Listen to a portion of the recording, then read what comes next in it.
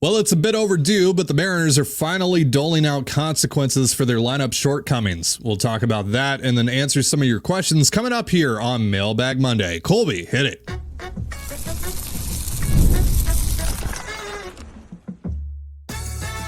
You are Locked On Mariners, your daily Seattle Mariners podcast, part of the Locked On Podcast Network, your team every day.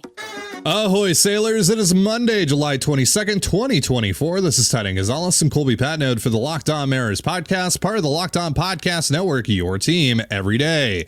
On today's show, the Ty France era is seemingly over in Seattle. We'll talk about that and then open up the mailbag like we do here every single Monday and answer some of your questions. But before we do that, though, shout out to our title sponsor today, Prize Picks. It's the easiest and most exciting way to play daily fantasy sports. Go to prizepicks.com/lockedonmlb and use the promo code LOCKEDONMLB. That's all lowercase for a first deposit match up to $100. And if you want to hear from me and Colby even more and help support the show, check out our Patreon. The link is in the description and you can sign up for a free 7-day trial. So last night, Ty France was placed on irrevocable waivers. So what does that mean? There are three potential outcomes here, folks. The first and the most unlikely one is that he clears waivers and he remains on the Mariners major league roster. Second one is that he clears waivers and he's given the option to go down to Tacoma, but because he's accrued enough service time, he can decline that option and become a free agent. Now, I was under the assumption that if he were to decline that he would forfeit his remaining $2.5 million that he's still owed for the rest of the year. But I've heard conflicting information on that. So it's possible they still guaranteed that money, whether or not he stays with the organization. Thirdly, a team claims him and he's theirs. But on the second potential outcome there, just to go back to that real quick, that obviously significantly impacts how he could approach this thing if he does clear waivers and they want to send him down to Tacoma, because he's going to hit the market anyway and be able to pick a new team in a couple months time once, the offseason rolls around. I would think that if he is not guaranteed that $2.5 million, that he's probably not going to forfeit that just for the ability to find a new team for a couple months at the end of the season. I think he probably just sticks in Tacoma, works on some things, and then hits the market and tries to find a new situation there and still makes us $2.5 million. So we'll see on all of those fronts here in the next few days. It's probably going to take about 3 or 4 days, I would assume, for us to finally get an answer on that. This comes on the heels of a disappointing series this weekend against the Astros, obviously, in which the offense did not hold up its end of the bargain in the first two games of the series specifically. They've continued to struggle, and like we've talked about for weeks now, there needed to be consequences for the offense's struggles. And look, it's a bit overdue, but better late than never, right? And France was obviously someone that was certainly part of the problem. So this is the first of what is hopefully many moves to come for the Mariners to kind of rearrange their offense and hopefully find themselves in a better spot here on the other side of the trade deadline. But Colby, overall, just your thoughts on the decision to waive Ty France. Yeah, if this is indeed the end of the line for Ty France with the Mariners, you wish him well and you thank him for his 4 or 5 years of service here. Made an all-star team for you. He was kind of, a linchpin in your lineup for a little while there. And it just unfortunately fell apart at the end. I understand why some people are, sad to see Ty go, but the reality of the situation is that he was hurting you. And he just wasn't a valuable player anymore. If you can't run and you can't field and, you're not hitting for power, you better be able to hit for average and get on base a lot. And even France's league average-ish on base percentages were pretty heavily influenced by his hit by pitch rate. So even this year, you take away his hit by pitch, he's a sub 300 on base guy. So there was some thought early on that Ty might actually be a foundational guy. Just the profile seemed to work really well at T-Mobile Park. He was going to hit a lot of doubles, use the whole field, not strike out. And, somewhere along the way, he decided he wanted to hit for more power, like a first baseman, and try to get paid. And it wasn't a wise decision. At least it doesn't appear that it was. So, took a shot on himself, gambled on himself to improve, and it didn't work out. And the Mariners have given him now basically 2 full calendar years where he has been the, unquestioned starting first baseman for this team, and he has produced a 100 WRC plus in the last 2 calendar years. Just not going to work. It's not going to work if you can't bring anything else to the table. So I wish Ty, a lot of luck wherever he ends up, and maybe he sticks around, and maybe he comes up in September and is actually, useful or something like that. I mean, crazier things have happened, but this is indeed it. I wish him well and thank him for his many seasons of service. And I totally understand why the Mariners made this move when they did, though. So I'm also reading right now that it's possible France might be eligible to play while he's on irrevocable waivers. And he might even be in the lineup tonight, which is a bit awkward. I'm not sure, because Kevin Kiermaier was the most recent player before France to be placed on irrevocable waivers. I don't know if he played while he was on them or not. He obviously cleared, and he's still with the Blue Jays. Not entirely sure how that works, but it's possible we'll see France in the lineup tonight, especially with a lefty on the mound for the Angels. So nevertheless, it does seem like this is coming to an end with France in Seattle. So let's talk about the move the Mariners made. They've sent Ryan Bliss down to Tacoma. They've called up Jason Vosler and have added him to the 40-man roster. Vosler's had a pretty good year down in Tacoma this year. He's a 30-year-old infielder, has also played some corner outfield in the past, has had a couple cups of coffee at the major league level with the Giants and the Reds. This year down in Tacoma, slashing 289, 357, 526. It's a 113 WRC plus. 21.6% K rate, 8.4% walk rate, 20 home runs this year already down in Tacoma. And Cameron wanted to know, Vosler getting the call up instead of Locklear. What are our thoughts on that? Yeah, it's pretty interesting. When Passan broke the news, he pretty heavily implied that Locklear was going to be the guy for the rest of the year. And, Ryan Divish said not so fast, and he actually was the first one to throw out there the idea that Vosler could be the guy that they call up. Now, we don't know if that's short-term or long-term. We don't know if Vosler is going to get a legit run here in the lineup. I mean, obviously there's multiple openings in this lineup right now, so it's possible that he could see some run. I kind of doubt we see him tonight against Anderson, but maybe. It was an interesting decision.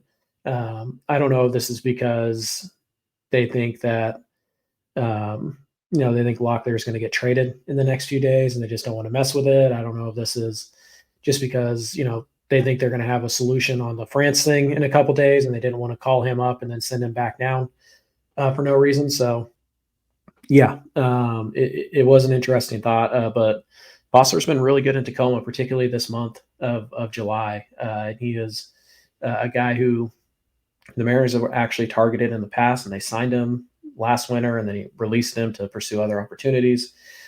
So there's definitely some, veteran presence here. There's a left-handed bat. He's got some pull power, works counts. There's like a professional hitter type of tag that goes with Vosler.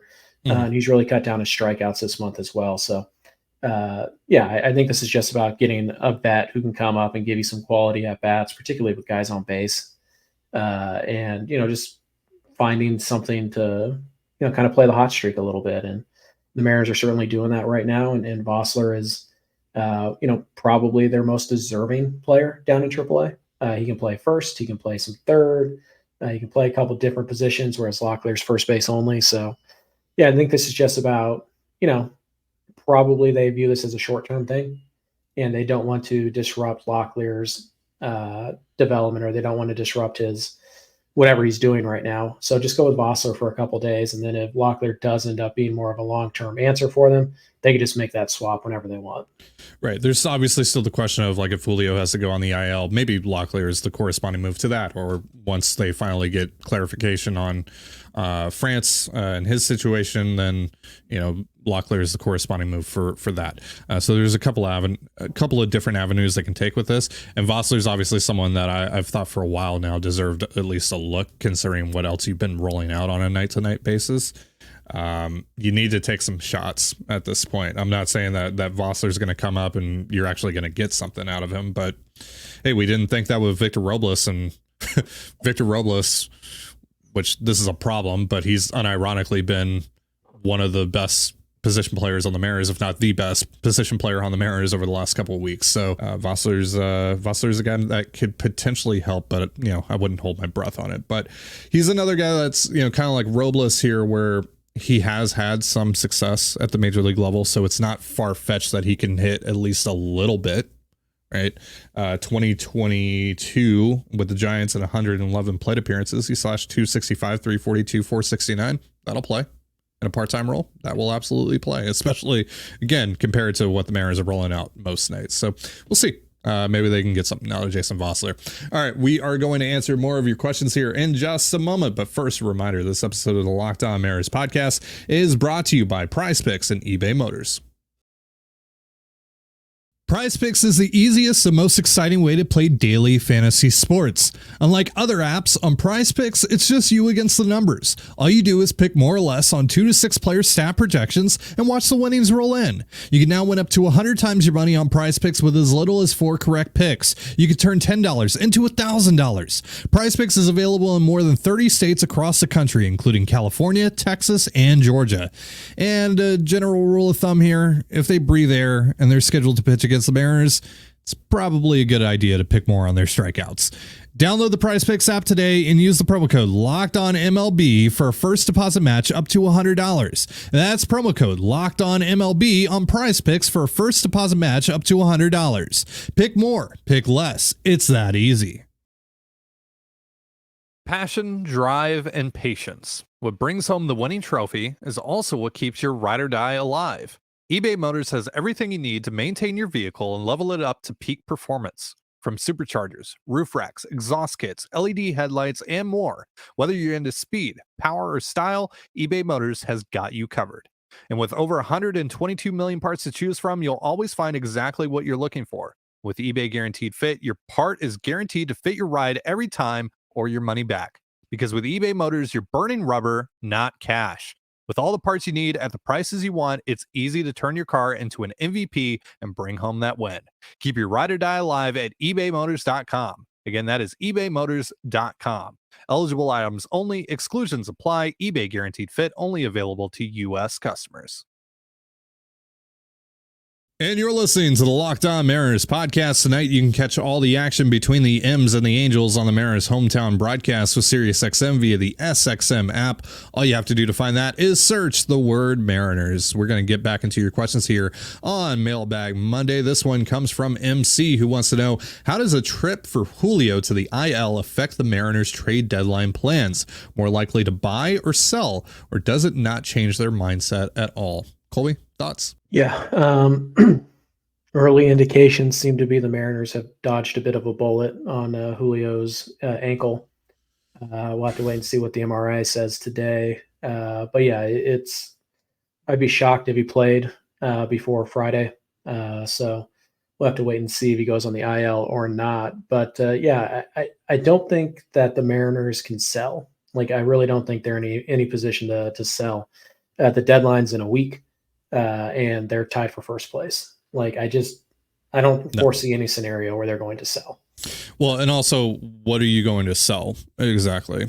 Because like I've seen the name Luis Castillo thrown out a lot, but the thing with Castillo is he still has a no trade clause until this offseason. It's a very similar situation to Robbie Ray, where it's like it's a temporary no trade clause, and it gets lifted at a certain point in his contract. And for Castillo, that's this offseason. So maybe they trade Castillo this offseason, but not at the deadline, because that's just too complicated for them, and they'll just have more options. That's not going to happen. So at that point, like, who are you trading, right? Like what? Dylan Moore, Josh Rojas, Ryan Stanek. Like, and you're selling low, on Rojas or more at this point. Like any of your bats right now, you're selling low because of how bad your offense is in general, except for maybe Robles. Right? Do you want to trade Robles? What are you going to get for Robles though? That's going to make it worth, taking a shot at making the playoffs this year and potentially winning the division. Right? So, I guess Andres Munoz, right? Like that's the one guy that could get you, something significant on the market, but is that really something you want to do right now, considering again that you are tied for first place at the moment? No, there's just no scenario where they're going to sell. They might do some sideways trading, but they're not going to sell. Does it make them more likely to buy? I don't know. You'd like to say like, hey, well, Julio's going to be out for 10 days. We kind of need somebody, so let's go get aggressive on a center fielder like Jazz Chisholm, who's out there, or Luis Robert, who's out there. Let's go get that done. But, obviously, if you're not quite sure how long Julio's going to be out for, that might muddy the waters a little bit. And obviously, those teams are going to look at your situation and be like, well, now you need this guy more. So, I think his price just went up for you. So it's just one of those things where I don't know how much the Julio thing really impacts it one way or another. I think depending on the results of this MRI, they might just look at it and be like, no, let's just continue as we have been and just assume Julio is going to be back this weekend and see if we can survive 3 days without him. You do get the off day on Thursday, which is nice. So he's only going to miss these 3 games in theory until Friday at least. So, we'll see. I really doubt we see him for the next 3 days.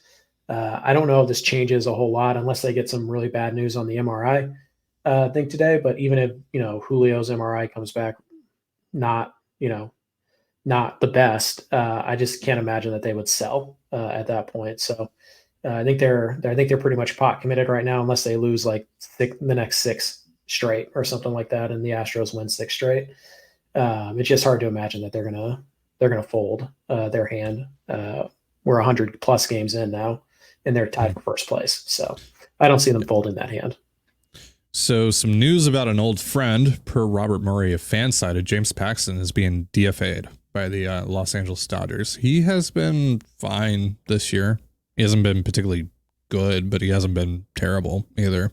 4.43 ERA, 4.97 FIP, 6.45 Ks per 9, 4.84 walks per 9. Yeah. I mean, if you want to take a shot for some depth, I wouldn't hate it. Trail Posse wants to know, what possibly could be the rationale for staying with a too many strikeouts, barely 200 hitter at the top of the order? If Service is trying to emotionally placate the unofficial team captain, even JP has to know he's dragging down the team. Do you have better options? Really? The other thing too is, at the very least, he should hit leadoff against lefties. He's been really good against lefties. Last time I checked, it was a 144 WRC plus against lefties. I don't know if that's changed or how much that's changed over the last few days. But JP overall has been really good against lefties this year. That's like the one thing that he's still been useful with. But yeah, against righties, he's really struggled, and the strikeouts have crept up quite a bit here over the last month or so. I think, yeah, they could absolutely use a new leadoff hitter, but I don't really know who that is right now. Because again, your offense from top to bottom is pretty bad right now. I guess Victor Robles, but yeah, that's about it. That's all I have for you. Yeah, just not a lot of options, which is a problem. And I think we knew that unless JP was going to repeat what he did last year, he shouldn't be the leadoff hitter. Like, that's not where good lineup, JP's hitting 9. Yeah. Unless he's doing what he did last year, then you can have him hit leadoff, and that's fine. But yeah, you just don't have a lot of options right now. And obviously now with Julio on the shelf for at least a couple days, you have even fewer options than you did before. So there's just not a lot of options. If you want to hit like Robles first, fine, but JP's probably hitting second because again, like Raleigh's been good, but he's hit and miss. You're not hitting Cal Raleigh leadoff. Luke Raley's been struggling as of late. Had the big homer yesterday, which was great, but obviously he's been struggling, so he's not really an option in the leadoff spot right now. So you just don't have a lot of options. So I do think that like if you're not going to go with JP, you're probably going with Robles. And Robles hit second yesterday. So I imagine he'll probably hit second today against Anderson. So, I just don't think that there's really a better option right now. I mean, it was Rojas for a little while, but Rojas is really struggling now. So you just don't have anybody that's, swinging the bat so well that you can justify bumping JP down a couple notches, because at the end of the day, JP sadly is going to hit first, second, or third for you, the way the lineup's constructed right now and the way everybody else is swinging the bat. Yeah. All right, we're going to answer a couple more of your questions here in just a moment. But first, a reminder, this episode of the Locked On Mariners podcast is brought to you by FanDuel. I know I'm saying the obvious here, but I love sports. I love them so much, I never want them to stop. But as the playoffs wind down, unfortunately, we get fewer games, and the sports aren't sportsing like I want them to.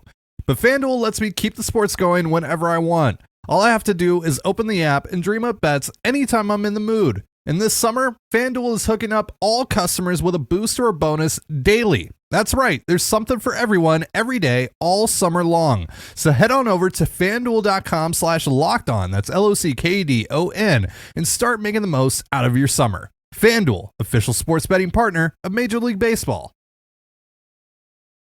And you're listening to the Locked On Mariners podcast. Once again, tonight you can catch all the action between the M's and the Angels on the Mariners hometown broadcast with SiriusXM via the SXM app. All you have to do to find that is search the word Mariners. And it is Mailbag Monday. We're answering some of your questions. We got one here from Mariners to the Moon who wants to know, given how many teams are likely to try and walk the line between buying and selling, what major league pieces do the Mariners have to move in the right deal, and what teams match up best to make this kind of deal with? So, I think you're looking at some of the bullpen pieces like the Ryan Staneks of the world, the Trent Thorntons of the world, etc. Guys that have had at least a cup of coffee at the major league level, like Tyler Locklear and Ryan Bliss, are going to have some interest as well, I would assume. And then I think you could also throw in guys that are like relatively close, that a team thinks they can at least call up and see at some point this year, like Harry Ford, like potentially Cole Young. I think those guys also could technically count here, even though they're not major league pieces, but they're guys that could potentially play at the major league level this year, especially for a team that's like, yeah, we might be able to compete for the postseason, but it's possible this thing could go sideways in a matter of a week or so. So I would focus mostly on those guys. Again, I don't think really many teams are going to have a ton of interest in the Mariners bats, at least at a price that the Mariners are going to feel comfortable trading those guys at. So it's pretty much the relievers. It's Locklear, it's Bliss, it's the guys that still, like, there's a bunch of question marks around. So like there's still like, intrigue from other teams, and then there's obviously, the Fords and the Youngs of the world. Anyone that I miss? Maybe Canzone, maybe a Rayleigh, Sure. Somebody like that. But yeah, no, I mean, like the sideways deals for the Mariners, again, I talked about this last week. It's going to be something like Stanek for, to Arizona, who needs bullpen help, for Randall Grichuk, right? Or it's going to be Thornton for Jock Peterson. It's going to be something like that. So like if they're making a sideways deal or they're trying to walk that line and they're trying to make a deal like that, it's going to be with a team that needs bullpen help. That'll be the team that the Mariners do that with. Or maybe like they throw Rayleigh in a deal to get a more established hitter or something like that. But mostly if they're going to work with any of the teams that are trying to do sideways deals, it's going to be, they're going to trade some of their bullpen arms to that team, where they're going to use that team as like a third team facilitator to swap a prospect or two to make other deals line up better for them. Next question here from D. Panky. Do you believe Garver should and will play a lot less going forward, since he's never played this many games, has struggled even with his return to catching, and as a result seems to be becoming less valuable by the day? I think ideally Garver just kind of slides into more of a traditional backup catcher role. Plays a couple of times a week, and that's really it. Yeah, right now he's a backup catcher who's going to play pretty much every day against left-handed pitching. He's still hitting left-handed pitching very well. Mm-hmm. Yep. So that's his role going forward. I mean, does that mean he's going to play a lot less than he did in the first half? Yeah, probably. But he's still going to get some at-bats against righties because, again, you just don't have a ton of options right now. And you're not always going to be able to maneuver your schedule so that he's catching on a day where there's a lefty on the mound. So, you are going to have to play him against some righties. You can't just bench him every single day when he's not catching. And he'll probably DH pretty much every day there's a lefty out there. So, yeah, I think you'll see him play less. But for the role that the Mariners need him to be, backup catcher, DH against some lefties, he's still perfectly suited for that role. It's not a role you want to pay $13 million for, but no, it's still one that has value, and Garver can fill that role for you pretty nicely still. Last question from Zach. Sounds more like a football question, but what constitutes a catch? Julio clearly caught the Jordan triple, took a step, hit the wall, and lost it only on the way down. To me, you're not calling that a catch. No, that's never been a catch in the history of baseball. Yeah. Never should be. I think you just watch it and go no, he didn't catch that. He almost made an incredible catch, but he didn't. He dropped it, and the umpires got that call right. So there was that thing a few years ago where, remember, it was oh, what constitutes a catch? And there were guys making diving plays, and then they get up to put their hand on the ball and take it out of their glove, and then they drop it, and they're like, oh, that's a single. And then they fix that in the middle of the year. So I think we have a pretty good idea of what a catch is. What's the technical rule for it? I don't know, but what Julio did yesterday, it shouldn't have counted as a catch. Yeah. It wasn't. Now, in a perfect world, I think there would be a rule where, you could determine if a player dropped the ball because he's hurt and not because he was unable to complete the catch, just from a pure skill perspective, right? Which I think is what happened to Julio yesterday. Was he had the ball in his glove, and he did have it in his glove for a second there when he hit the wall. But I think it was once he realized, oh, I hurt myself, he kind of let go of the ball. But again, that leaves so much to interpretation. That's never going to be a thing. It's a lot of gray area. Yeah, a lot of gray area. So yeah, but again, that's in a perfect world scenario, which it's far from a perfect world. So yeah. All right. That's going to do it for us. But before we get out of here, a reminder that Locked On has launched the first ever national sports 24/7 streaming channel on YouTube, and now it's also available on Amazon Fire TV and the free Fire TV channels app. Locked On Sports Today is here for you 24/7, covering the top sports stories of the day with the local experts of Locked On, plus our national shows covering every league. Find Locked On Sports Today now available on the free Fire TV channels app. Thank you so much for joining us here on the Locked On Mariners podcast. I've been your host, Tyler Gonzalez. Be sure to give us a follow on Twitter at @LO_Mariners. You can follow me at Tyler Gonzalez and Colby at CPAT11. That's CPAT11. You can also find all that stuff in the description of this episode. Have yourself a beautiful baseball day, and we'll see you next time. Peace.